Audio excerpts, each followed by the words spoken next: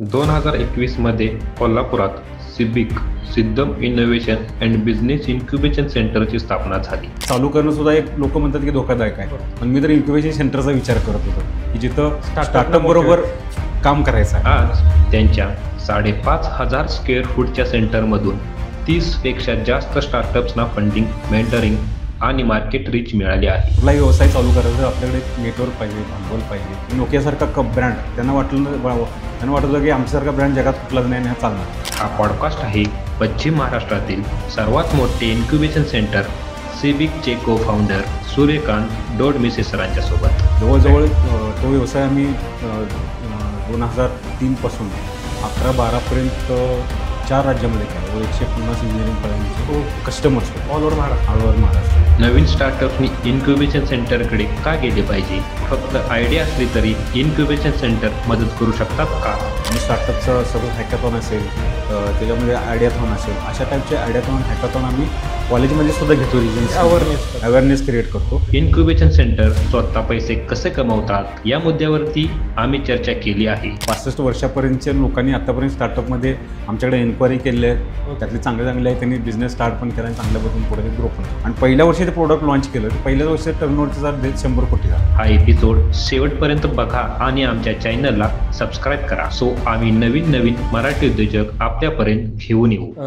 तर आता आपण सुरुवातीला चालू करूया की तुमची इन्क्युबेशन सेंटरला, म्हणजे इन्क्युबेशन सेंटर सुरुवात करायच्या अगोदरची जर्नी तुम्ही काय व कसे चालू केलं साहेब? ओके. काय मोठं होता की तुम्हाला इन्क्युबेशन सेंटर चालू करू वाटलं वगैरे? त्याच्या अगोदरची जर्नी काय होती तुमची? ओके ठीक आहे. फर्स्ट ऑफ ऑल मी सर्वांना तुम्हाला थँक्यू देतो, कारण तुम्ही हा एक स्टार्टअपमधला जो स्टार्टअप पल्स जी आहे, स्टार्टअपला ॲक्च्युअली पल्स लागते, येस ती इम्पॉर्टंट असते. त्यासाठी तुम्ही पॉडकास्ट करता, त्याबद्दल तुम्हा दोघांना मी हार्दिक आभार मानतो आणि खूप शुभेच्छा देतो. Thank you so much. सगळ्यात महत्त्वाचं म्हणजे की आपल्या देशामध्ये गरज काय आहे, त्या गरजेनुसार आपण कसं हे जायचं, त्यासाठी मी थोडासा अभ्यास करतो. ओके. त्यावेळी माझं इंजिनिअरिंग झाल्यानंतर एक मोटिव्ह होतं की आपण कुठल्या तरी स्टार्टअप इकोसिस्टममध्ये यावं किंवा आपली स्वतःचं काहीतरी बिझनेस उभा करावा. म्हणून मी इंजिनिअरिंग कंप्लीट झाल्यानंतर मी R&Dचं इंजिनिअरचं मला पद मिळालं असताना सुद्धा मी सेल सर्व्हिस निवडली. हे थोडंसं डोक्यात होतं की आपण जास्तीत जास्त, कारण कसं कुठलाही व्यवसाय चालू करायचा तर आपल्याकडे एक नेटवर्क पाहिजे, भांडवल पाहिजे, लोकांचा मोठा संग्रह पाहिजे. आपलं इंजिनिअरिंग कोणत्या फील्डमध्ये झालं? माझं इलेक्ट्रॉनिक्समध्ये इंजिनिअरिंग झालं आहे. नंतर मी M.Tech पण केलं. ओके.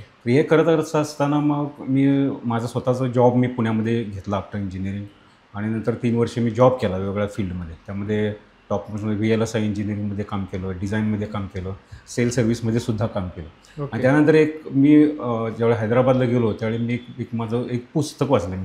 मी APJ अब्दुल कलाम सरांना खूप फॉलो करतो. त्यांचं विंग्स ऑफ फायर नावाचं नवीन बुक चालतं, तो सडनली मला ते वाचनात आलं. आणि नेमकं त्या दिवशी मी दुसऱ्या दिवशी सकाळी मी कंपनीला रिझाईन दिली की नाही, मी सर माझा स्वतःचा व्यवसाय चालू करणार. सडनली तुम्ही बुक वाचला आणि कॉर्पोरेट येस जॉब ती इच्छा होतीच पूर्वीपासून की बिझनेस करायचं, पण ते बरोबर ते मोटिवेशन त्यावर निर्माण झालं. आणि तिथं मी रिझिग्नेशन देऊन 2003ला आमचा स्वतःचा व्यवसाय चालू केला. त्यामध्ये मेगाकोर सिस्टीम्स अँड सोल्युशन नावाची कंपनी इस्टॅब्लिश केली. त्यामध्ये आम्ही सगळ्या गव्हर्नमेंट आणि प्रायव्हेट इंजिनिअरिंग कॉलेजच्या लेटेस्ट टेक्नॉलॉजी लॅब्स, म्हणजे मायक्रोप्रोसेसर, मायक्रोकंट्रोलर, VLSI डिझाईन, म्हणजे असं होतं की नवीन टेक्नॉलॉजी काय आली तरी आमच्याकडे असायचे. अशा पद्धतीने आम्ही तो व्यवसाय चालू केला. इंजिनिअरिंग कॉलेजना ते येस, जवळजवळ तो व्यवसाय आम्ही 2003 पासून 11-12पर्यंत 4 राज्यामध्ये केला. जवळ 150 इंजिनिअरिंग कॉलेज आमचे कस्टमर्स होते ऑल ओव्हर महाराष्ट्र. मी सगळं करत असताना लक्षात आलं की 12-13ला म्हणजे साधारणतः ह्या पिरियडमध्ये सडनली आमचा बिझनेसच डाऊन झाला. म्हणजे आमचा सेल जवळजवळ 0 झाला आणि 1.5 वर्ष 0 रुपये सेलमध्ये आम्ही काम केलं. तर माझ्याजवळ 15 इंजिनियर्स होते, जवळ बाकीचे मिळून 20 लोकांचा एक सेटअप होता कोल्हापूरमध्ये. ते सगळं सडनली मला बंद करावं लागलं आणि 1.5 वर्ष ते सस्टेन केल्यामुळं मलाच माझ्या ह्याच्यावरती लोन झालं, ठीक आहे, कर्ज झालं. कारण त्या मुलांना सगळ्यांना जॉब मिळेपर्यंत मी माझा व्यवसाय तसाच ठेवला. ज्यावेळी जॉब मिळाल्यानंतर मी ते सगळं क्लोज केलं. मग आणि विचार केला की अरे यार, परत कुठल्या तरी कॉर्पोरेट ह्याच्यामध्ये जॉईन करण्यापेक्षा आपली अतृप्त इच्छा काय की आपलं स्टार्टअप असावं की पुढं काय ते जावं. मला फक्त विचारायचं की ते सडनली बंद झालं, मग ते असं काय कारण? त्याच्या पाठीमाग असं होतं की कोणत्याही उद्योगानं किंवा स्टार्टअपनं नवीन उद्योग उभा करायचा, त्यामध्ये आजच्या काळामध्ये आम्ही म्हणतो की आपल्या आयुष्यामध्ये सुद्धा प्लॅन ए आणि प्लॅन बी असावा. 2 गोष्टी आहेत. एखादं फेल्युअर झालं तर सडनली आपला प्लॅन बी पण कुठंतरी प्लॅन बी त्या दिवसापासून चालू उपयोग नाही. त्या त्याच्या अगोदरपासून कुठेतरी त्याचं रोपटं लिहिलं तयार असलं पाहिजे. म्हणजे काय, एक व्यवसाय तुमचा एक चांगल्या पद्धतीनं चालू होता. आता मी जसं 2009ला जर मी हा विचार केला असता की आपल्याकडे अजून एक कुठला तरी बिझनेस असायला पाहिजे की जो हा एखाद्या वेळेस सायकल क्लोज झाली तर आपण नवीन बघा. कारण त्यावेळी कोण असं मेंटरशिप किंवा अशा काही प्रकार नव्हता. आपणच शिकायचं, आपणच पडायचं, आपण परत यायचं, हा सगळा उद्योग आमचा चाललेला असायचा. मग त्या ह्याच्यामुळं इंजिनिअरिंग कॉलेजला इलेक्ट्रॉनिक्सचं ॲडमिशन खूप झिरो झाले. ठीक आहे, जवळजवळ झिरो झाले. त्यामुळं परचेस आमचा थांबला. आणि नंतर मग मी प्लॅन बी शोधला. त्यावेळीसुद्धा मी चांगली ऑर्डर काढली होती MIDC म्हणून प्रोडक्ट डेव्हलपमेंटची, पण मला तीसुद्धा 6 महिने सस्टेन करता येईल म्हणून ते सुद्धा बंद केलं. आणि मग मी विचार केला की आपण एखाद्या स्टार्टअप जर्नीमध्ये काम करूया. आणि आपलं एक बॅकग्राऊंड बघितलं तर एज्युकेशन सेक्टरमध्ये आपलं भरपूर कनेक्ट आहे. आणि ज्या तरुणांना आपण आपला जो प्लॅन फेल झाला आहे तर त्याच्यासाठी आपण त्यांना मदत करणे, जेणेकरून मोटिवेट करूया की त्यांचं स्टार्टअप चांगल्या पद्धतीनं ग्रो होईल, टेक्नॉलॉजी चांगल्या पद्धतीने बिल्ड होतील. आणि ते आपल्याच एरियामध्ये, म्हणजे मी जॉब सोडताना सुद्धा हा विचार केला होता की जिथं मी शिकलो आहे त्या एरियामधल्या डेव्हलपमेंटसाठी आपण काम करावं. म्हणून मी ह्या जर्नीमध्ये एंट्री केली. आणि त्यामध्ये माझ्या लक्षात आलं की इन्क्युबेशन सेंटर हा एक सपोर्ट सिस्टीम आहे. ही 2014ची गोष्ट सांगतो तुम्हाला की इन्क्युबेशन सेंटर हा फ्युचर आपल्या इंडियाला आहे. जसं अमेरिकेनं प्रगती केली कशी स्टार्टअप इकोसिस्टीममुळेच त्या देश जगामध्ये प्रगतशील देश बनला. तर आपण जॉब ओरिएंटेड जास्त बघतो, आपल्या आईवडील ते शिकवतात. त्याच्यापेक्षा मी विचार केला की आपण आपले जे स्टार्टअप आणि एंटरप्रेन्योर इकोसिस्टम आपल्या यामध्ये तयार करायचा प्रयत्न केला तर वेस्टर्न महाराष्ट्र हा स्टार्टअप कसा होऊ शकतो हा एक ऑब्जेक्टिव्ह घेऊन मी 2014 पासून ह्या सेंटरमध्ये एंट्री केली. ते मेन आपण कोल्हापूरमध्ये सुरुवात येस, कोल्हापूरपासून सुरुवात केली. सुरुवात केल्या बस तुम्हाला काय चॅलेंजेस आलेत की इन्क्युबेशन सेंटर सुरुवात केल्यावर आपल्याला हे चॅलेंजेस आलेत म्हणून, किंवा स्टार्टअप अप्रोच कसे करायचे? करेक्ट. किंवा मराठी मुलांना माहीतच नाही की इन्क्युबेशन सेंटर म्हणजे काय, हा थोडा चॅलेंजिंग पार्ट असणार. हो, बरोबर आहे. त्याच्या अगोदर थोडीशी बॅकग्राऊंड हिस्ट्री सांगतो की 2014ला ज्यावेळी मी हा विचार केला की स्टार्टअप इकोसिस्टमसाठी आपण काम करावं, त्यावेळी मला सुद्धा आता ऑलरेडी मी लॉसमध्ये होतो आणि उलटी जर्नी आणि परत इन्क्युबेशन सेंटरची, नॉट स्टार्टअप. म्हणजे स्टार्टअप चालू करणं सुद्धा एक लोक म्हणतात की धोकादायक आहे, पण मी तर इन्क्युबेशन सेंटरचा विचार करत होतो की जिथं स्टार्टअप बरोबर काम करायचं आहे. मग त्यावेळी मग थोडासा एक मिडल जर्नी मी चॉईस केला की आपण असं एक मिक्स मॉडेलमध्ये काम करूया. मी तो अनुभवाचा उपयोग की आपण एखाद्या इन्स्टिट्यूशनबरोबर टायअप करायचं की त्यांना सांगायचं की मी अशा पद्धतीचे इन्क्युबेशन सेंटर तुम्हाला इस्टॅब्लिश करून देतो आणि इनहाऊस स्टार्टअप इकोसिस्टम आपल्या कॉलेजमध्ये उभा करून देतो. हा मी विचार केला. आणि ते माझे पूर्वीचे क्लायंट होते, त्यामुळे मी 4-5 कॉलेजना मी स्वतः प्रेझेंटेशन दिलं की माझा जो पगार आहे मी स्वतः आणून देतो तुम्हाला आणि ही इकोसिस्टम मला बिल्ड करायची. अशा पद्धतीनं मी केलं. आणि मी कोल्हापूर सोडून मला जायची इच्छा होती कारण फॅमिली इथं होती. त्यामुळे मी विचार केला की राजारामबापू इन्स्टिट्यूट ऑफ टेक्नॉलॉजी जे आहे, जे ज्याला व्हिजन आहे ज्या कॉलेजला आपल्या एरियामध्ये, त्या कॉलेजमध्ये सुद्धा मी प्रेझेंटेशन दिलं. आणि तिथल्या डॉक्टर सुषमा कुलकर्णी मॅडम ज्या डायरेक्टर होत्या त्यावेळी, आणि त्यांनी माझं मॉडेल लगेच ॲक्सेप्ट केलं आणि मी स्टार्ट केलं. मी त्यामध्ये इनहाऊस इन्क्युबेशन सेंटर हे स्टार्टअप सपोर्ट सिस्टमसाठी मी RITमध्ये चालू केलं. तुमच्या इन्क्युबेशनचा पहिला प्रोजेक्ट होता? हा माझा पहिला इन्क्युबेशन सेंटरचा प्रोजेक्ट होता. ओके. मग त्याच्यामध्ये मला थोडंसं रोल मॉडेल काय मिळालं की मी एक पेरोलवरती काम करत होतो. एक मग माझं मंथली जे काय लागणार आहेत त्या गोष्टी मला मिळाल्या.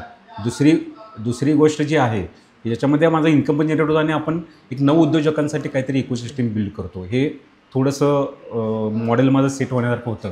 म्हणून मी ते मॉडेल सिलेक्ट केलं. आणि त्यावेळी मी 2015ला मी त्यांना लिहून दिलं होतं की 2019-20 पर्यंत मी काय करणार. बरोबर, ठीक आहे. मग त्यामध्ये काही स्टार्टअप्स उभा केले, ते काही रिसर्च फंडिंग आणता येईल, फॅकल्टीला सपोर्ट करता येईल. दुसरी गोष्ट इन्क्युबेशन सेंटरला फंड जनरेट करता येईल. ह्या पद्धतीनं आम्ही तिथं काम करायला चालू केलं. आणि सक्सेसफुली मी 2021पर्यंत तिथे काम केलं. आणि जवळजवळ 7 प्रायव्हेट लिमिटेड कंपनी झाल्या तिथे. दुसरी गोष्ट आपण 5 कोटी फंडिंग पण महाराष्ट्र स्टेट इनोव्हेशन सोसायटी तिथे मिळालं. R&Dला जवळ 3-4 कोटी आणले. अशा पद्धतीनं आपण तिथे इकोसिस्टम पूर्णपणे बिल्ड केली. स्टार्टअपला हेल्प झाली, प्लस स्टार्टअपला फंड रेज करून दिले. आणि त्याच्यातून आम्ही मग तो एक एक्सपिरियन्स झाला माझा. आणि त्यावेळी मग माझ्या लक्षात आलं काय की अरे आपण आता ह्या एका इकोसिस्टममध्ये न राहता ही ब्रॉड घेऊन कशी नेता येईल, ग्लोबली कसं घेऊन जाता येईल. मग त्यासाठी मला काय झालं होतं की मला प्रायव्हेट मोडमध्ये येण्याशिवाय पर्याय नव्हता. त्यामुळे मग मी काय केलं की मी इन्व्हेस्टरना सुद्धा इन्फ्रास्ट्रक्चरमध्ये इन्व्हेस्टमेंटसाठी मी पिच केलं. कारण त्यावेळी सुद्धा काय एवढं मोठं इन्फ्रास्ट्रक्चर आज जे सिबिक्स आहे 5,500 स्क्वेअर फीट तेवढं मला उभा करता येत नव्हतं. म्हणून मी त्यावेळी थोडंसं लोकांना कळायला लागलं की 2020-21ला की स्टार्टअप असतं. मग मी पिच केलं. आणि आमच्याबरोबर माझे मित्र श्री पारस ओसवाल म्हणून आहे तिथल्या ह्या इन्फ्रास्ट्रक्चरचे मेन ओनर, त्यांचे जे चिरंजीव आहेत प्रतीक ओसवाल, हे दोघं मिळून आम्ही हा सध्या उद्योग 2021ला आम्ही हा सिबिक बिझनेस इन्क्युबेटरची स्थापना केली. येस. आणि ते सिबिक बिझनेस इन्क्युबेशन सेंटर जे आहे हे बेसिकली मॅच्युअर्ड स्टार्टअपसाठी जास्त काम करतो. मॅच्युअर्ड स्टार्टअप म्हणजे काय की ज्या स्टार्टअपचा जो रेव्हेन्यू आहे तो अर्ली स्टेजमध्ये आणता येईल अशा पद्धतीचे स्टार्टअप आम्ही आमच्याकडे घेतो. ओके. आणि जे काही स्टुडंट स्टार्टअप आहे ते त्या कॉलेजच्या आम्ही इन्क्युबेशन सेंटरमध्ये त्यांना सपोर्ट करतो. अशा पद्धतीनं हा जर्नी आमचा सध्या ओके. चालू आहे. मग तर आता आपल्याला हाच प्रश्न पडला असेल सगळ्यांना की इन्क्युबेशन सेंटर म्हणजे काय. आतापर्यंत जर्नी आपण समजून घेतली 10 मिनिटांमध्ये. आता इन्क्युबेशन सेंटर नेमकं काय असतं हां, म्हणजे बेसिकली मॉडेल हे इंडियामध्ये कधी आलं इन्क्युबेशन सेंटरचं. हां, इन्क्युबेशन सेंटरची संकल्पना ही भारतामध्ये मागच्या 5-10 वर्षापासून ती जास्त स्कोप क्रिएट झाला त्याचा. पण पूर्वीपासून थोडीशी होती किंवा 1982 पासून जे भारतामध्ये थोडंसं ती इकोसिस्टमचं हे करत पण तेवढी स्प्रेड झाली नव्हती. पण 2014ला ज्यावेळी हे नवीन सरकार आलं आणि त्यांनी बाहेरच्या देशांचा अभ्यास करून ही नवीन इकोसिस्टम तयार केली आणि त्यामध्ये नीती आयोगची जी स्थापना केली, ओके, थिंक टँक, भारताचं थिंक टँक नीती आयोग आहे, त्याच्यातून मग ही इकोसिस्टम खूप चांगल्या पद्धतीने पुढं ग्रोथ चालली आणि इन्क्युबेशन सेंटर ही संकल्पना जास्तीत जास्त भारतामध्ये तयार होत चालली. आणि ह्या संकल्पनेमुळं काय झालं की स्टार्टअप अट्रॅक्ट होत चालल्या. आणि इन्क्युबेशन सेंटरचा बेसिक रोल काय आहे की आता आपण बघितलं की पारंपरिक उद्योगामध्ये आपले जे तरुण जातात, म्हणजे माझं स्वतःचं एक्झाम्पल जर घेतलं की आपण स्वतः शिकतो, आपण स्वतः बिझनेस तयार करतो, परत प्रोडक्ट तयार करतो, हे करतो, विकतो, पण त्याच्यामधले जे बारकावे आहेत ते बारकावे आपल्याला कळत नाहीत. म्हणजे आपण काय करतो की एखादी गोष्ट करत असताना आपण एकाच डायरेक्शनने विचार करतो. त्याचा प्लॅन कसा असावा नेक्स्ट 5 वर्षा वगैरे, 5 इयर्स प्लॅन असेल किंवा त्याचं बिझनेस मॉडेल असेल, कस्टमर ॲक्विजिशन कसं असायला पाहिजे, या सगळ्या गोष्टींचा आपल्याला त्यावेळी अभ्यास नसतो आणि ते नसल्यामुळे काय होतं की आपल्याला वेळ खूप लागतो. ओके. म्हणजे आपलं जे स्टार्टअप आयडियापासून मार्केटमध्ये रीच व्हायला जो वेळ आहे तो खूप जास्त जातो. मग त्यामध्ये इन्क्युबेशन सेंटर हा जो रोल आहे हा रोल खूप चांगल्या पद्धतीने निभावतं. त्यामध्ये सपोज तुमची आयडिया असेल तर आयडिया जर इन्क्युबेशन सेंटरमध्ये घेऊन गेला तर त्याचं पूर्णपणे मार्केट रिसर्च करून त्याचं ब्रँडिंग करून त्याला पूर्ण मार्केटमध्ये आणणं, त्याचं नेटवर्कचं इन्क्युबेशन सेंटरमध्ये नेटवर्क असतात, मेंटर्स असतात, त्याचा अभ्यास, यांचा जो काही एक्सपिरियन्स आहे तो एक्सपिरियन्सचा वापर करून स्टार्टअप कमीत कमी वेळेमध्ये सक्सेस होतं. ह्या सगळ्या सर्व्हिसेस म्हणजे आता काय स्टार्टअपला आयडिया असेल त्याचं मार्केटमध्ये प्रोडक्ट डेव्हलप करणं, मार्केटमध्ये रिच आउट करणं, कस्टमर ॲक्विजिशन करणं, त्यांना टेंडरसाठी मदत करणं, या सगळ्या स्टेप्स आहेत, त्या सगळ्या स्टेप्स इन्क्युबेशन सेंटर आपल्याला मदत करतात. गायडन्स वगैरे भेटू शकतं. मग आता इन्क्युबेशन सेंटरचं एक्झॅक्टली रेव्हेन्यू मॉडेल काय असतं. स्टार्टअप जर तुम्हाला अप्रोच झाला एखादा तर ॲक्च्युअली रेव्हेन्यू मॉडेल काय आहे. आता बेसिकली आमचं जे सिद्धम इनोव्हेशन बिझनेस इन्क्युबेशन सेंटर आहे याला आम्ही सिबिक बिझनेस इन्क्युबेटर म्हणतो. तर ह्यांचं आमचं स्वतःचं बिझनेस मॉडेल आहे. ह्यामध्ये 3-4 गोष्टी आहेत. फर्स्ट इज मी सांगितल्याप्रमाणे मॅच्युअर्ड स्टार्टअपबरोबर आम्ही काम करतो. बरोबर, ठीक आहे. आता ह्या इन्क्युबेशन सेंटरला 3 वर्षे कंप्लीट झाले. हे 4थ्या वर्षामध्ये आपलं इन्क्युबेशन सेंटर गेलेलं आहे. बरोबर. या 3 वर्षांमध्ये आम्ही बघितलं तर आम्ही 30+ स्टार्टअप आम्ही उभा केले त्या आयडियापासून पूर्णपणे त्याला मार्केटमध्ये जाण्यापर्यंत. मग ह्या सगळ्या सपोर्ट सिस्टीममध्ये आमचं एक रेव्हेन्यू मॉडेल आहे. ते रेव्हेन्यू मॉडेल 3-4 प्रकारे आम्ही डिवाईड करतो. म्हणजे बेसिकली आमचा एक बेसिक अप्रोच काय आहे की स्टार्टअप सक्सेस झालं तर आपल्याला पैसे मिळणार, स्टार्टअप फेल झालं तर आपल्याला पैसे मिळणार. म्हणून हा अप्रोच ठेवून आम्ही त्यांच्या रिक्वायरमेंटप्रमाणे आम्ही आमचं रेव्हेन्यू मॉडेल डेव्हलप करतो. फॉर एक्झाम्पल काय की एखाद्या स्टार्टअपची आयडिया खूप चांगली आहे, त्याला इन्व्हेस्टमेंटमध्ये पैसे नसतील तर आम्ही आयडियापासून इन्व्हेस्टमेंट करतो आणि इन्व्हेस्टमेंट करून त्याला मार्केट रिच आउट करून देतो. आणि त्याच्यामध्ये कसं आहे त्याच्यामध्ये आम्ही इक्विटी मॉडेलमध्ये काम करतो. साधारण 2.5% to 8%, 8.5% पर्यंत आम्ही इक्विटी मॉडेलमध्ये घेतो. फॉर एक्झाम्पल आमच्याकडे डॉकबॉट नावाची कंपनी आमच्याकडे जे हेल्थकेअरमध्ये काम करते ते आले. म्हणजे जे आयडिया होती मग त्यांना आम्ही प्रोटोटाईप करायला मदत केली. प्रोटोटाईप करायला मदत केली तर जवळजवळ 3 वर्षांनंतर आत्ता त्यांचं प्रोडक्ट लॉन्च झालं आहे. म्हणजे त्यांनी हेल्थकेअरमध्ये काय प्रोडक्ट लॉन्च केलं की डॉक्टरांच्या समोर जी काही गर्दी असते पेशंटची, ते पेशंटची गर्दी कमीत कमी करून त्यातला प्रॉब्लेमॅटिक पेशंट कोणता आहे तो लवकर आयडेंटिफाय करून डॉक्टरच्या डेस्कवरती माहिती पाठवणं. 300 लोकांना जर त्याला पूर्ण ओपीडीला दिवस जात असेल ते 3 ते 4 तासात ते मशीन सगळं पूर्ण डेटा डॉक्टरच्या डेस्कपर्यंत पाठवतं. आणि त्याच्यामध्ये दुसरा एक फायदा काय आहे की ते मशीन त्या पेशंटला काय काय प्रिकॉशनरी मेजरमेंट घ्यायला लागतात किंवा आता त्याच्या एक्झिस्टिंग रिपोर्टवरून प्रोबॅबिलिटी त्याला कोणकोणते पुढचे प्रॉब्लेम्स येऊ शकतात बॉडीचे, थोडक्यात मलेरिया होता किंवा नाही, हे सगळ्या गोष्टी ते मशीन सांगतं. तर अशा टाईपच्या या स्टार्टअपमध्ये आम्ही इक्विटी मॉडेलमध्ये काम केलं. अशा बऱ्याच स्टार्टअप आहेत की ज्याच्यामध्ये आम्ही रेव्हेन्यू शेअरिंगमध्ये करतो की सपोज आता त्यांना काहीतरी प्रॉब्लेम असेल तर आम्ही त्यांच्याबरोबर बसून आम्ही ठरवतो किंवा 5%, 10% रेव्हेन्यू आपण एकत्र म्हणून हा प्रोजेक्ट करूया. हा एक रेव्हेन्यू शेअरिंग मॉडेल आहे. बिझनेस शेअरिंगमध्ये पण आम्ही एखादा बिझनेस आणून देतो, आम्ही त्यामध्ये शेअरिंग करतो. आमची कोवर्किंग स्पेस आहे, याच्यामध्ये आम्ही क्युबिकल्स किंवा आमच्या याच्यामध्ये आम्ही लोकांना कोवर्किंग स्पेसमध्ये सिंगल सीटपासून हे केलं, त्याच्यातून सुद्धा आम्हाला रेव्हेन्यू मिळतो.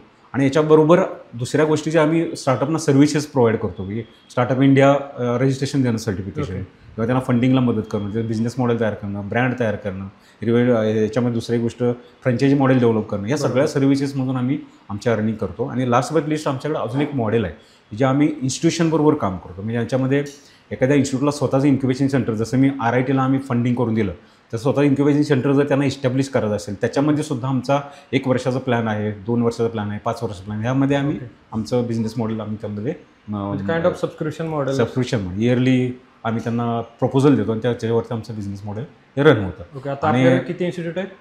आमच्याबरोबर आत्ता जवळजवळ 30+ इन्स्टिट्यूट आमच्यावर काम करतात आपल्या पूर्ण महाराष्ट्रामधल्या. ओके. आणि जवळजवळ आत्तापर्यंत आमच्या सिविक बिझनेस इन्क्युबेशन सेंटरमधून 30पेक्षा जास्त कंपनीज आता इथून बाहेर पडलेले आहेत. काही चांगल्या पद्धतीने काम करतात 3 वर्षामध्ये. आता 3 वर्षामध्ये. पण याच्यामधले काही तुम्हाला यूज केसेस सांगतो की याच्यामध्ये आमच्याकडे पहिली जी स्टार्टअप झाली त्यामुळे तुम्हाला दिसेल याच्यामध्ये R&T रोबोटिक्स प्रायव्हेट लिमिटेड ही कंपनी खूप चांगल्या पद्धतीने ग्रो करते. म्हणजे त्याच्या 2 फाउंडर्स आहेत. म्हणजे त्यामध्ये प्रतीक पवार आहे, विश्वजित खाडे आहे. ह्या दोघांनी ती कंपनी ग्रो केली. आयडियापासून पूर्ण चांगल्या लेवलला आणली. आज बघितलं तर करोडो रुपयाचा त्यांचा टर्नओव्हर कोल्हापूरसारख्या ठिकाणी आहे. ठीक आहे. बऱ्याच गव्हर्नमेंट प्रोजेक्ट्समध्ये ते काम करतात. यांना आम्ही कोवर्किंग स्पेस देण्यापासून त्यांना लागणारं नेटवर्क, गव्हर्नमेंट कनेक्टिव्हिटी किंवा कुठली मदत लागेल ते आम्ही एकत्र इंटिग्रेटेड त्यांना काम करतो आपल्या इन्क्युबेशन सेंटरमधून. याचबरोबर आम्ही आपल्या देशाचा जो प्रॉब्लेम आहे काय की वेस्ट मॅनेजमेंट, की आपल्या देशामध्ये हा कार्बनचं खूप प्रमाण वाढत आहे. त्यासाठी आपण काय करू शकतो त्याच्यासाठी आम्ही फोकस्ड असे आमच्याकडे स्टार्टअप उभा केले आहेत. त्यामध्ये फॉर एक्झाम्पल जर बघितलं glacier e waste management, electronic waste कलेक्शनपासून त्याचं रिसायकलिंग पूर्ण मेटल एक्स्ट्रॅक्शनपर्यंत तो प्रोजेक्ट काम करतो. विटेला आहे. त्यामध्ये परत प्लास्टिकपासून fuel up to diesel categories आम्ही तयार करून सगळं पूर्ण जनरेटरला टेस्ट केलं, ट्रॅक्टरला टेस्ट केले. अशा पद्धतीचं स्टार्टअप जे आहे ते मराठी इको सोल्युशन सांगलीमध्ये आहे. ते काम करतं. ऑर्गॅनिक फर्टिलायझर त्यामध्ये नांद्रे ॲग्रो प्रायव्हेट लिमिटेड जी कंपनी आहे ती काम करते. नॅनो टेक्नॉलॉजी वापर करून त्यांनी ऑर्गॅनिक वेस्टपासून फर्टिलायझर तयार केलं. दुसरा आपल्या ह्याच्यामध्ये अजून एक स्टार्टअप आहे सुमित पवार म्हणून, की त्याच्यामध्ये त्यांनी काय केलं की वातावरणाचा जो पोल्युटेड एअर आहे तो पोल्युटेड एअर त्याचं मशीन घेतं आणि त्याला फिल्टर करून प्युरिफाईड एअर बाहेर टाकतं. म्हणजे याच्यामध्ये कसं आहे सगळ्या प्रकारचं जे काही ग्रीन एनर्जीसाठी ज्या काही गोष्टी लागतात आपल्या देशासाठी त्यामध्ये सुद्धा आम्ही फोकस करून अशा टाईपचे स्टार्टअप सुद्धा उभा केलेले आहेत जे त्यांचे रेव्हेन्यू आता खूप चांगल्या पद्धतीने काम घेतात. मला आता विचारायचं झालं तर एखाद्या स्टार्टअपनं इन्क्युबेशन सेंटरकडे यावं का आणि ती गरज किती आहे? येस. तर स्टार्टअपने नक्कीच इन्क्युबेशन सेंटरला अप्रोच करायलाच पाहिजे. का? कारण ज्यावेळी ते इन्क्युबेशन सेंटरला अप्रोच करतात त्यावेळी आमचा अनुभव असा आहे की त्यांचा कॉन्फिडन्स लेवल खूप वाढते चांगली. बरोबर. ठीक आहे. का कॉन्फिडन्स लेवल वाढते की आमच्यासारखे जे मॅच्युर्ड मेंटर्स आहेत ते मेंटर्स इथं असतात. आणि दुसरी गोष्ट काय की त्यांना कोणत्याही प्रकारची फसवणूक होत नाही तिथे इन्क्युबेशन सेंटरमध्ये. म्हणजे काय की फॉर एक्झाम्पल आता आम्ही कसे सर्व्हिसेस देतो की जेणेकरून त्यांना इथं आल्यानंतर त्यांना काय फायदा होतो की आमचं बिझनेस मॉडेल आम्ही त्यांच्याकडून अंडरस्टँड करून घेतो. काय चेंजेस लागले असेल तर आम्ही त्यांना सांगतो. जोपर्यंत त्यांचं प्रॉपर बिझनेस प्लॅन किंवा बिझनेस मॉडेल तयार होत नाही तोपर्यंत आम्ही त्यांना पैसे चार्ज करत नाही. जे बाहेर प्रोफेशनलकडे तो गेला तर पहिल्या दिवसापासून त्याला पैसे द्यावे लागतात. बरोबर आहे. आणि एखाद्याची स्टार्टअप आयडिया चांगली असेल तर आम्ही त्याला स्पेस देतो. प्लॅटफॉर्म काय त्याला बाहेर भाड्याने जागा घ्या, डिपॉझिट द्या असला पण काही प्रकार येत नाही. म्हणजे अशा टाईपच्या ज्या काय सर्व्हिसेस आहेत त्याला लागणार फंडिंग, गव्हर्नमेंट ग्रँट्स. आता आम्ही जवळ 6-7 स्टार्टअपना आम्ही आत्तापर्यंत जवळ 1.5 ते 2 करोड आम्ही फंडरेजिंग करून दिलं आहे गव्हर्नमेंटकडं. आणि अशा पद्धतीच्या सगळ्या सर्व्हिसेस या स्टार्टअपना इथे मिळतात. त्यामुळे स्टार्टअप इथे आल्यानंतर कमीत कमी वेळेमध्ये ते मार्केटमध्ये पोचतात. हा ॲक्च्युली बिझनेस मॉडेल जे आहे जे इन्क्युबेशन सेंटरमध्ये इस्टॅब्लिश झालेलं असतं त्याचा हा फायदा नक्की स्टार्टअपना होतो. त्यामुळं जनरली कोणत्याही स्टार्टअपनी जर त्याचा व्यवसाय वाढवायचा असेल किंवा नवोद्योजक असतील त्यांनी इन्क्युबेशन सेंटरला अप्रोच करणं हा त्यांच्यासाठी जास्त फायदेशीर आहे. कारण त्यांना कमी वेळेमध्ये सगळ्या सर्व्हिसेस मिळून तो मार्केटमध्ये रीच होतो. आणि दुसरा एक काय फायदा होतो की तो फेल आहे का सक्सेसफुल आहे हे लगेच त्याला कळतं. हा त्याचा मेन ॲडव्हान्टेज. ओके. त्याला इन्क्युबेशन सेंटर त्या पद्धतीने त्याला हेल्प होते. येस. हां. मग आता तुम्ही म्हटला स्टार्टअपला एवढी गरज आहे इन्क्युबेशन सेंटरची. मग इन्क्युबेशन सेंटर आपल्या आता महाराष्ट्रामध्ये इन्क्युबेशन सेंटरची संख्या वाढावी असं काळाची गरज आहे का? इन्क्युबेशन सेंटर हे असायलाच पाहिजेत. म्हणजे प्रत्येक जिल्ह्याला म्हणजे गव्हर्नमेंटने सुद्धा बरेच इनिशिएटिव्ह घेतलेले आहेत. आपल्या महाराष्ट्रामध्ये बघितलं गव्हर्नमेंट रिकग्नाइज्ड एक 20-22 इन्क्युबेशन सेंटर्स आहेत की ज्यांना 5 कोटी महाराष्ट्र स्टेट इनोव्हेशन सोसायटीने दिले आहेत. आमचं इन्क्युबेशन सेंटर हे बूटस्ट्रॅप्ड आहे. आम्ही स्वतःचे फंड क्रिएट करून केले. आणि हा जो इन्क्युबेशन सेंटर आहे हा अशा टाईपचा इन्क्युबेशन सेंटर तुम्हाला कुठे बघायला मिळणार नाही जो स्वतः पैसे घालून सगळं केलं आणि सस्टेनेबल मोडमध्ये पोचलेला आहे. तर अशा टाईपची इकोसिस्टीम ही प्रत्येक जिल्ह्याच्या ठिकाणी असायलाच पाहिजे. आणि तरच त्या स्टार्टअपला तिथल्या लोकल इकोसिस्टीममध्ये काम करता येईल. आणि त्या पद्धतीने ती आता दिसत नाही. पश्चिम महाराष्ट्रात बघितली तर तसे इन्क्युबेशन सेंटर नाही कमी दिसतात. खूपच कमी आहेत तसे. पण स्टार्टअपची रिक्वायरमेंट जर जास्त आली किंवा इन्क्युबेशन सेंटर जास्त वाढले तर हे इकोसिस्टीम त्या लोकल एरियामध्ये चांगल्या पद्धतीनं आता ग्रो होऊ शकते. बघितलं तर प्रत्येक खेड्यात प्रत्येक मुलाकडे काहीतरी आयडिया आहे पण त्यांना प्लॅटफॉर्मच सापडत नाही. मग त्यांनी कसं अप्रोच करायचं आता याच्यामध्ये कसं आहे की त्यांनी स्टेप काय असतील त्याला इन्क्युबेशन सेंटरला अप्रोच करायचं म्हणजे तुमच्याकडे बेसिकली आता आम्ही काय करतो, आम्ही आमचे पण प्रोग्राम्स असतात वेगवेगळे, आणि आम्ही गव्हर्नमेंटच्या इनिशिएटिव्हमध्ये भाग घेतो. आमचे स्वतःचे इनिशिएटिव्ह असतात, आमचे वेगळे मार्केटिंगचे प्रोग्राम्स असतात. आम्ही स्टार्टअपचं सपोज हॅकॅथॉन असेल, त्याच्यामध्ये आयडियाथॉन असेल, अशा टाईपचे आयडियाथॉन हॅकॅथॉन आम्ही कॉलेजमध्ये सुद्धा घेतो. रिजन्स अवेअरनेस क्रिएट करतो. आणि तिथून ज्या काही स्टार्टअप्स असतात त्यांना लक्षात येते की बाबा ठीक आहे, कोल्हापूर नाहीतर पुण्यामध्ये इकोसिस्टम आहे, जळगावला गेलं तिथे आहे, हे आम्ही पूर्णपणे त्याचं मार्केटिंग करतो सगळ्या कॉलेजेसमध्ये. प्लस आम्ही आमचे स्वतःचे पण प्रोग्राम असतात.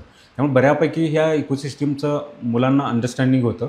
आणि पहिल्या सुरुवात 1-2 वर्षामध्ये आम्हाला जास्त नाही, पण ह्या 3ऱ्या-4थ्या वर्षामध्ये आमच्याकडे रोज 4-5 स्टार्टअपच्या एन्क्वायरी येतात, हे सगळं स्प्रेड झाल्यामुळे. ओके.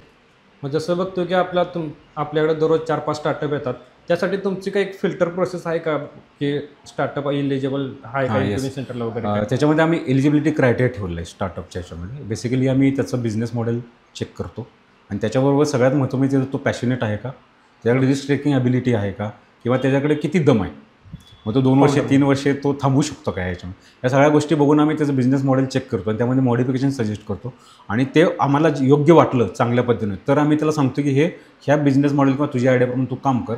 अदरवाईज जर ती आयडिया सूट होत नाही तर आम्ही त्याला सांगतो की ती आयडिया पूर्ण स्क्रॅप करून तू दुसरी नवीन आयडिया घे, किंवा आमच्याकडे आयडिया आहे ती आयडिया घे, त्याच्यावरती काम कर. किंवा आता बऱ्याच वेळा असं होतं की काही स्टार्टअपवाले येतात. फॉर एक्झाम्पल आता मी तुम्हाला एक एक्झाम्पल सांगतो की माझ्याकडे मागच्या महिन्यामध्येच एक केस स्टडी झाला की आम्ही एक वेस्ट सेग्रिगेशनसाठी आम्ही कंपनी इस्टॅब्लिश करतो. मग त्या इपोरिको वेस्ट मॅनेजमेंट LLP नावाची कंपनी. त्यामध्ये निलेश नावाचा एक मुलगा आला की सर मला पण बिझनेस करायचा आहे, पण माझ्याकडे आयडियाच नाही काय करायचं. मग त्याला म्हटलं की तुझ्याकडे इन्व्हेस्टमेंट काय आहे का, करू शकतोस का, मग तू एक्झिस्टिंग बिझनेसमध्ये तू एंट्री करू शकतो का, नवीन जातात. तो म्हटलं की सर असेल तर मला खूप चांगलं आहे, कारण मी परत नवीन सुरुवात करण्यापेक्षा त्याला एक्झिस्टिंग ह्याच्यामध्ये एंट्री केलं तर मग त्याला आम्ही 25% शेअर होल्डिंग करून त्या कंपनीमध्ये त्याला डायरेक्टर केला, पार्टनरशिपमध्ये कंपनी इस्टॅब्लिश केली. आणि तो बिझनेस आता सध्या लगेच डे नंबर 1 पासून तो कंपनीमध्ये फुल टाईम काम चालू केला, आणि आज त्याच्या कंपनीचा डिस्पॅच पण झाला सगळीकडे वेस्टचा.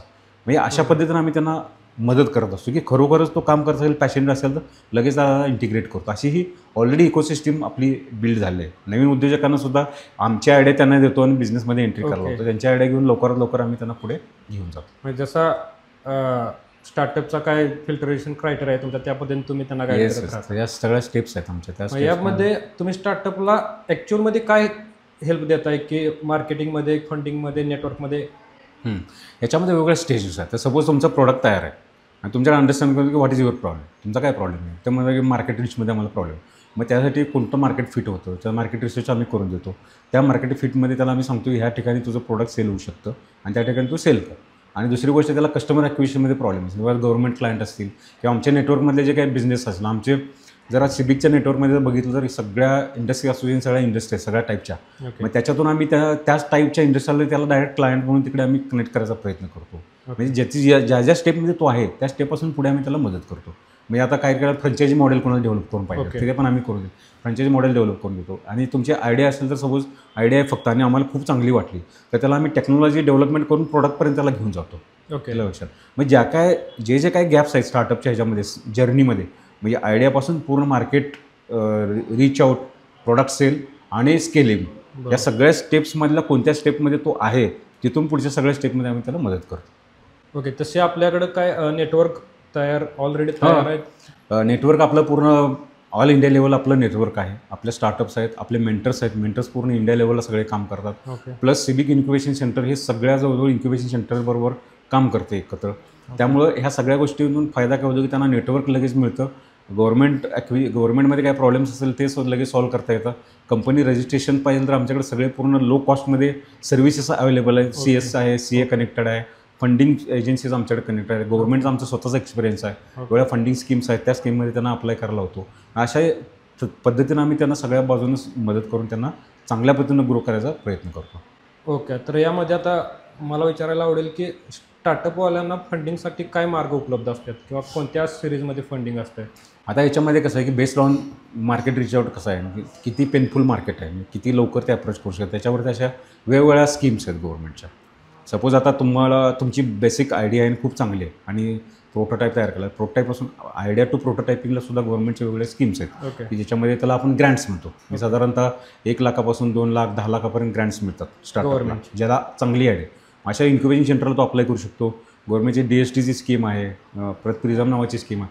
अशा भरपूर स्कीम्स आहेत ज्या स्कीममध्ये तो आयडियासाठी अप्लाय करतो प्रोटोटाईप. त्यानंतर पुढची स्टेज आहे प्रोटोटाईप म्हणून मिनिमम व्हायबल प्रॉडक्ट, जे मार्केटमध्ये स्केलेबल, मार्केटमध्ये आपण सेलेबल प्रॉडक्ट म्हणतो. बरोबर. त्याच्यासाठी सुद्धा प्रोटोटाईपपासून प्रोडक्ट तशा पण रेंजमध्ये 10 लाखापासून 20 लाख 30 लाख स्टार्टअप इंडिया असेल, गव्हर्नमेंट स्कीम, अशा पण स्कीम्स अवेलेबल आहेत. आता ज्यावेळी तुम्ही आयडियापासून प्रोटोटाईप प्रोडक्टमध्ये येता आणि आता पुढं गरज काय पडते, कस्टमर ॲक्विजिशन, मार्केट डेव्हलप करणं, याच्यासाठी सुद्धा स्टार्टअप इंडियामधून तुम्हाला 25 लाख रुपये मिळतात, जे खूप कमी, बँक इंटरेस्टपेक्षा खूप कमी असतं. ते फंड तुम्हाला कसं आहे, market development, market reach out किंवा तुम्हाला जे बेसिक स्टेप्स आहेत त्या स्टेप कव्हर करण्यासाठी 25 लाख रुपये स्टार्टअप इंडियाकडून मिळतात. आणि दुसरी गोष्ट 20 लाख रुपये ग्रँट स्टार्टअप इंडियामध्ये सुद्धा तुम्हाला अवेलेबल आहेत. ह्या सगळ्यात असतात ग्रँटच्या सिस्टीम. बरोबर. तर याच्या व्यतिरिक्त एखादा स्टार्टअप ट्रॅडिशनल मेथॉडॉलॉजीमध्ये घेऊन येतो, मग त्याला कसं आहे की गव्हर्नमेंटच्या सबसिडायरी स्कीम्स आहेत, ठीक आहे. वेगवेगळ्या सबसिडायरी स्कीम्समध्ये त्यांना आम्ही बसवून देतो. CMEGP असेल, PMEGP असेल किंवा वेगवेगळ्या अशा बऱ्याच स्कीम्स आहेत की ज्याच्यामध्ये त्याला सबसिडी स्कीममध्ये आम्ही त्याला सपोर्ट करून पुढे त्याला घेऊन जातो. कम्पॅरेटिव्ह करून देतो. मग एखादं प्रॉडक्ट खूप महाग असेल तर त्याचा अनुभव नसतो, मग आमचा एक्सपिरियन्स असल्यामुळे आम्ही निगोशिएशन करून सुद्धा त्याचा प्लॅन कसा उभा करायचा तिथंपर्यंत आम्ही त्याला मदत करतो. तर अशा भरपूर स्कीम्स आहेत. म्हणजे मी काय म्हणतो की बऱ्याच वेळा स्टार्टअपच्या डोक्यात एक फॅड असतं की पैसे असल्याशिवाय बिझनेस उभा राहू शकत नाही. पण मी तर म्हणतो काय की तुझी आयडिया जर चांगली असेल, इफ युअर पॅशनेट, पैसा उभा राहतो. आपल्या भारतामध्ये भरपूर आता स्टार्टअपसाठी स्कोप निर्माण झाला आहे. Funding is not the problem nowadays. मी काय म्हणतो की तुमची आयडिया आणि you should be passionate about that. आणि तुम्ही 1-2 वर्षे त्या मार्केटमध्ये राहायचा तुम्ही ठराव करून जर आला तर तुमचं स्टार्टअप 100% सक्सेस होतो. आता हाच प्रॉब्लेम आहे की मराठी माणसांना आपल्या आयडियाला मार्केटमध्ये न्यायसाठी किती पैशाची गरज आहे, हाच त्यांना समजत नाही की किती फंडिंग घ्यायचं किंवा काय. नाही, याच्यासाठी आपल्या वेगवेगळ्या स्टेप्स आहेत. म्हणजे आता मराठी उद्योजकांना पहिलं त्यांना प्रायोरिटी देऊन उद्योजक व्हावं ही माझी पण अपेक्षा आहे. आणि मी सुद्धा बऱ्याच वर्षापासून त्यासाठी मी प्रयत्न करतो. कारण काय की मराठी उद्योजकामध्ये पॅशन खूप चांगली असते, त्याच्याकडे मल्टीडिसिप्लिनरी नॉलेज असतं, वेगवेगळ्या पद्धतीने तो विचार करायची क्षमता असते. फक्त त्याचा प्रॉब्लेम काय आहे की बिझनेस करायचं म्हटल्यावर कारण त्याच्या पहिल्यापासून फॅमिलीमध्ये ते सांगितलं असेल की तू नोकरी करणारच व्हायला पाहिजे, रिस्क घ्यायची नाही. बरोबर आहे. बरोबर. रिस्क न घेता आपण जीवन जगायचं. रिस्क न घेता जीवन जगायचं म्हटलं तुम्हाला पैसे मिळणार नाही, ठीक आहे. पैसे मिळणार नसेल तर तुम्ही पुढं परत काय जास्त तुमची प्रगती होणार नाही. मग त्याच्यासाठी तुम्ही ह्या नवीन आयडियाज असतील, आयडियापासून तुम्ही पुढं 1-2-3 वर्ष मार्केटमध्ये टिकला तर तुम्ही चांगल्या पद्धतीचं बिझनेस म्हणू शकता. पण एवढाही कॉन्फिडन्स आहे की मराठी उद्योजक जर 3 वर्ष त्या मार्केटमध्ये राहायला व्यवस्थित, तो जगाला डॉमिनेट करू शकतो. हा मराठी उद्योजकाचं ॲक्च्युली ते श्रेय पण आहे. आणि त्याच्यामध्ये जे स्किल्स आहेत ऑलरेडी, ते स्किल्स जे आहेत ते स्किल्स वरती आणण्याचा प्रयत्न करणे आणि ते त्यांनी इन्क्युबेशन सेंटरला अप्रोच केला किंवा चांगल्या मेंटर्सला केलं तर ते स्किल्स यामध्ये चांगले बिल्ड होऊ शकतात. हे मराठी उद्योजकांना अशा पद्धतीने जर अप्रोच ठेवला तर त्याचं स्टार्टअप चांगल्या पद्धतीने ग्रो होतं. असे बरेच मराठी उद्योजकांसाठी आता तुमचं पॉडकास्टसुद्धा चॅनल मराठी उद्योजकांसाठी चांगलं काम करतं आहे आणि ही खूप चांगली गोष्ट आहे. कारण कसं आहे, आपल्याच मराठी तरुणांनी आपल्या मराठी उद्योजकांना मदत केली तरच हे जाळं, मराठी उद्योजकांचं जाळं चांगलं तयार होईल. नाहीतर आज बघितलं तर आज मराठी उद्योजकांचं हे नोकरीचं मॉडेल निर्माण झालं. हे कसं बिझनेसचं मॉडेल कसं तयार करता येईल यासाठी आपण सगळ्यांनी प्रयत्न करायला. स्टार्टअपमध्ये तर नेटवर्क सगळ्यात महत्त्वाचा नेटवर्क आहे. नेटवर्कच्या आधारावर स्टार्टअप पुढे जातात. बरोबर. या पद्धतीनं स्टार्टअपनं तुमच्याकडं कोणत्या एक हायलाइटेड 2 गोष्टीसाठी यावं, 4 गोष्टीसाठी यावं, कशासाठी यावं त्यांनी तुमच्याकडे? सगळ्यात महत्त्वाचं म्हणजे तुम्ही एक अवेअरनेस करता या म्हणून, पण ॲक्च्युली माझा स्टार्टअप आहे, मी तुमच्याकडे काय यावं? आता सगळ्यात महत्त्वाचं मी माझ्याकडे पैसे मिळतो आणि त्याने येऊ नये, माझ्याकडे योग्य मार्ग मिळतो, म्हणजे पैसे मिळतात म्हणून त्याने येऊ नये. ओके. त्यानं त्याला एक कॉन्फिडन्स येतो, पैसे तर मिळणार सगळीकडे, तू कुठे गेला तर ते चांगला बिझनेस मॉडेल असेल. माझ्याकडे त्यानं काय यावं की त्याला प्रॉपर मेंटरशिप मिळेल, त्याला प्रॉपर मार्ग मिळेल, चांगल्या डायरेक्शन आम्ही त्याला ग्रो करून देऊ शकतो. या सगळे जे कॉन्फिडन्स आहेत हे कॉन्फिडन्स त्याच्यामध्ये बिल्ड करायचा आम्ही पहिला प्रयत्न करतो. आणि नंतर त्याच्या लक्षात येते की स्टार्टअप उभा करण्यासाठी पैसे लागतच नाही, जे आम्ही सांगतो त्या गोष्टी सगळ्यात महत्त्वाच्या आहेत. कारण पैसे भरपूर दुसऱ्या बाजूला अवेलेबल आहेत, त्याची फक्त तयारी करायची. जसं आपण त्याला लोन पाहिजे तर 3 बॅलन्स शीट KYC तुमचं पाहिजे, तसं तुमच्याकडे धैर्य पाहिजे, तुमच्याकडे स्टार्टअपची चांगली आयडिया पाहिजे आणि तुमच्याकडे वेटिंग कपॅसिटी पाहिजे. आणि तेवढ्या जर गोष्टी असतील तर पैसे तुमच्याकडे उभारतात, एवढं मला गॅरंटी. म्हणजे पैशासाठी आहे नको? हां, पैशासाठी नको. कारण पैशासाठी आलं तर मी त्याला नको म्हणून सांगतो, कारण त्याचा अप्रोच वेगळा आहे. बरोबर. पैसे फक्त म्हणजे ते स्किलवर तो काम नाही करणार, स्किलवर तो काम करणार किंवा बिझनेस मॉडेलवरती काम करणार. बरेच वेळा असं होतं की त्यानं कुठेतरी दुसरे प्रॉब्लेम केले असतात फायनान्सचे कुठल्या तरी बिझनेसमध्ये, आणि जिथं पैसे मिळतो त्या ठिकाणी येतो आणि ते पैसे घेऊन त्याला परत वापरलं जातं. हे बरेच अनुभव त्याच्यामध्ये आहेत. तसं होऊ नये म्हणून आम्ही पहिल्यांदा इथं क्रायटेरिया लावतो. असं होतंय का जनरली? होते. त्यामध्ये सोल्युशन काय तुमचं मग? नाही, ते आम्ही ओळखतोच लगेच त्यांना, त्यांचं काय आहे ते बॅकग्राऊंड प्रमाणे आम्ही त्यांना नाही म्हणून सांगतो सर की ह्या अशा गोष्टी करायला तर इलिजिबलच नाही, तुम्ही एलिजिबल नाही आहे, ह्या गोष्टीपासून ह्या स्टेप्सप्रमाणेच काम करायचं. ओके. अशा पद्धतीनं आम्ही त्यांना सांगतो. बरं, आता मला विचारायचं झालं तर तुमची जर्नी स्टार्ट झाली इन्क्युबेशन सेंटरची 2012-13ला काय तर RRT मधून. येस. तेव्हाचा एक कालावधी आणि आत्ताचा रिसेंटली कालावधी, काय फरक होते? स्टार्टअप कसे आयडिया जनरेट व्हायला लागल्यात का मराठी माणसामध्ये वगैरे? नाही, तो काळ आणि ह्या काळाच्यामध्ये खूप फरक पडला आहे. गव्हर्नमेंटचे इनिशिएटिव्ह इन्क्युबेशन सेंटर उभारायला लागले आहेत आणि बऱ्याच तरुणांना आज हे सोशल नेटवर्क जे आहे की सोशल मीडिया आहे, याच्यामुळं काय झालं की त्यांच्या सिंगल टिपवरती सगळ्या गोष्टी अवेलेबल दिसायला लागल्या. ज्या स्टार्टअपचे युनिकॉर्न झाले, किती लोकांनी पैसे मिळवले, किती लोक नॉलेज भेटायला लागलं. त्यामुळे कसं आहे की हा जो अप्रोच आहे मुलांचा, आता जे स्पेसिफिकली जे काय म्हणतो आपण अभ्यासावरती फोकस करणारे जे आहेत का नाही, त्याच्यापेक्षा जे मल्टीडिसिप्लिनरी म्हणजे अभ्यास त्याला जास्त आवडत नाही किंवा एकदम मिडियम स्टेजमधले आहे, तर त्याला एक वेगळा काहीतरी मार्ग पाहिजे असतो. तो पूर्वी तो जास्त त्याला दिसत नव्हता, आता हा दिसतोय. बरोबर. मग फॉर एक्झाम्पल काय की इंजिनियर जरी झाला असला तर तो कुठेतरी हेल्थकेअरमध्ये काम करतो, कुठेतरी वेगळ्या वेस्ट मॅनेजमेंटमध्ये काम करतो. म्हणजे त्याला कसं आहे की त्याला बिझनेस मॉडेल हे पूर्वीपेक्षा जास्त आवडायला लागले. त्यामुळे याचा जो सर्च आहे तो सर्च आत्ता जास्त वाढलेला आहे, कारण का सगळ्या बाजूने ती इकोसिस्टम तयार झाली. मी तुम्हाला फंडिंग स्टार्टअप करायसाठी काही लिमिटेशन नाही, कुठल्या वयाची अट नाही, कसं काही एज्युकेशनची नाही. Anyone can start at any time. मी तर म्हणतो की तरुणांनी 5वी 6वी 7वीपासून त्याचं स्टार्टअप फॉर्म करावं. बरोबर आहे. मी एक्झाम्पल सांगतो. अमेरिकेमध्ये एका मुलीनं, इंडियनच मुलगी आहे, ओके, तिला फक्त त्या वडिलांनी सांगितलं काय की 7वीला असताना तू इथली परीक्षा दिलीस तर तुला इथं राहायला. मग तिनं त्या विचार काय केला की ठीक आहे, मी त्यापेक्षा वेगळं काहीतरी करतो. मग ती AI मॉड्यूलमध्ये शिकायला गेली. आता रिसेंट स्टोरी आहे.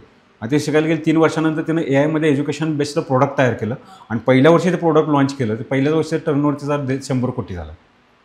म्हणजे 14 वर्षाची मुलगी 100 कोटी टर्नओव्हर करू शकते. तिला वयाच्या 13-14 वर्षी समजलं की काहीतरी स्टार्टअप बनवायचं.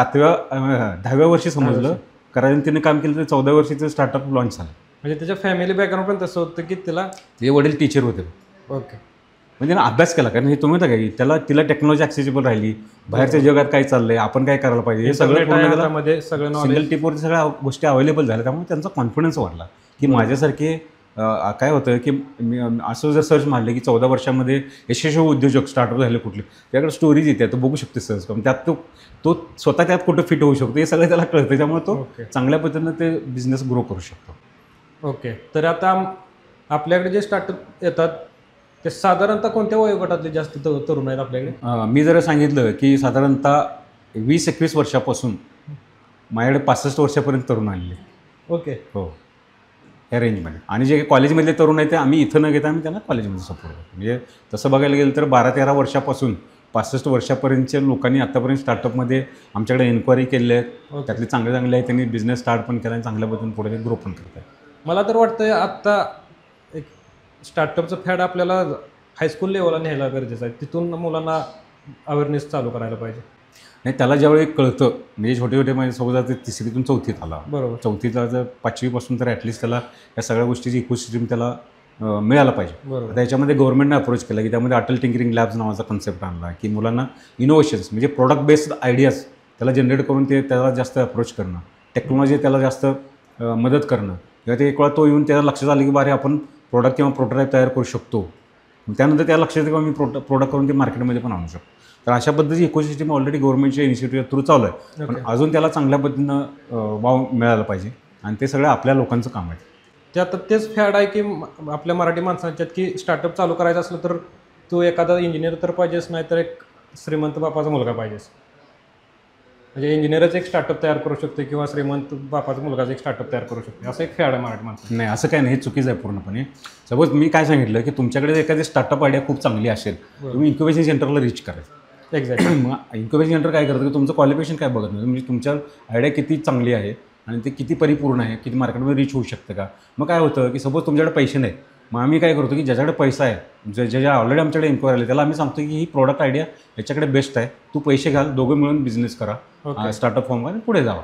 आणि असं काही नाही आत्ता किंवा कुठल्याही लेवलचा आला तरी तो इन्क्युबेशन सेंटरमध्ये बसला की त्याला वेगवेगळे मार्ग त्याला सापडतात. हे एक्झाम्पल्स तुम्हाला मी सांगतो आणि असे घडलेले आहे. ओके. मग आपल्याकडे स्टार्टअप आला त्याची प्रोसेस काय राहते? रजिस्ट्रेशनपासून ते मार्केटिंगपर्यंत ते प्रोसेस काय आहे म्हणजे त्यांना आता बेसिक कसं आहे की त्याला कंपनी लगेच रजिस्टर करायला पाहिजे असं काही नाही.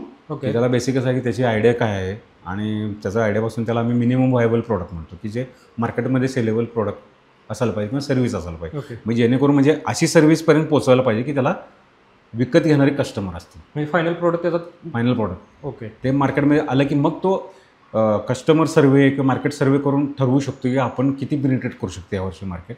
मग आपण तो बेसिकली कंपनी रजिस्ट्रेशनपासून ज्यावेळेस सेल चालू होतं त्यावेळेस तुम्ही कंपनी रजिस्टर करू शकता. मग ती काय प्रोसेस असेल किंवा कंपनी रजिस्ट्रेशन त्यानंतर मग मार्केटिंग स्ट्रॅटर्जी किंवा त्यामध्ये पण डायरेक्टर फाउंडर ते मग याच्यात वेगवेगळे कन्सेप्ट आहेत की बऱ्याच लोकांना आता कंपनीज वेगळ्या फॉर्म करायचं कसं आहे प्रोप्रायटरशिपपासून 1 पर्सन कंपनी प्रायव्हेट लिमिटेड असते, ओके LLP आहे प्रायव्हेट लिमिटेड कंपनी आहे, लिमिटेड कंपनी, ह्या सगळ्या स्टेप्स आहेत. ओके मग त्यामध्ये स्टेप्समध्ये आम्ही त्या मुलांना सांगत असतो की तुमचा अप्रोच काय पाहिजे. काय लोक काय म्हणून म्हणतात की मला नॅशनल इंटरनॅशनल लेवलला बिझनेस करायचा आहे. मग अशा लोकांना आम्ही सांगतो काय की तुम्ही प्रायव्हेट लिमिटेड कंपनी फॉर्म करा, ठीक आहे.